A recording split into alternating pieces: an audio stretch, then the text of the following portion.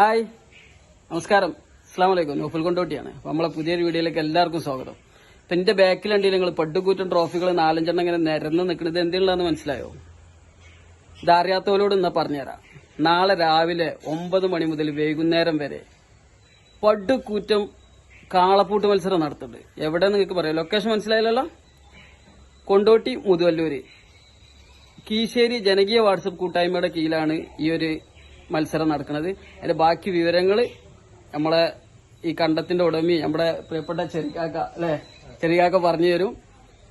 Okay, നാളെ രാവിലെ കൃത്യം 7:30 മണിക്ക് കാളപൂട്ട് ആരംഭിക്കും. ഇവിടെ എത്ര വർഷമായിട്ട് ഇവിടെ നടക്കുന്നുണ്ട് ഇങ്ങനെ കാളപൂട്ട്? ഇത് 40 വർഷത്തിന്റെ മേലെ. 40 വർഷത്തായിട്ടുണ്ട് അല്ലേ? 40 വർഷത്തിന്റെ മേലെ പഴക്കണ്ട് കണ്ടത്തിന്. നിങ്ങളെ കണ്ടത്തിന് നിങ്ങൾ ഒപ്പായിട്ട് തലമുറയായിട്ട് കൈമാറി വന്നതാണ്. ഇപ്പം എന്റെ പേരിലാണ് ഇപ്പൊ കാളപൂട്ട് കണ്ടുള്ളത് അല്ലേ? അപ്പൊ ഫസ്റ്റ് 1ാം സ്ഥാനം ആര് പേരില്ല? 1ാം സ്ഥാനം ചമ്പാം ബീരാമേദീനാജി പുളിയമ്പറമ്പത്തുള്ള അദ്ദേഹത്തിന്റെ പേരിലാണ് 1ാം സ്ഥാനം നേടുന്ന കന്നുടമക്ക്. 2ാം സ്ഥാനം താനിക്കൽ പ്രദേശ് മുസ്ലിയാരങ്ങാടി സ്പോൺസർ ചെയ്ത കപ്പാണ്.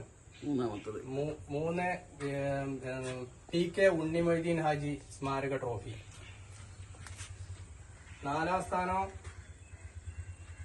Footwear design footwear. 5ാം സ്ഥാനം 5 ദിയാമോൾ മുതുവല്ലൂർ. 5ാം സ്ഥാനം. ഫസ്റ്റിൽ 5 സ്ഥാനക്കാർക്കുള്ള ട്രോഫി. പിന്നെ ഒരു 6ാമത്തെ ഒരു വെറൈറ്റി ട്രോഫി ഉണ്ട് മക്കളെ. എവിടെ വന്ന് നോക്കി ഇതാക്കണം.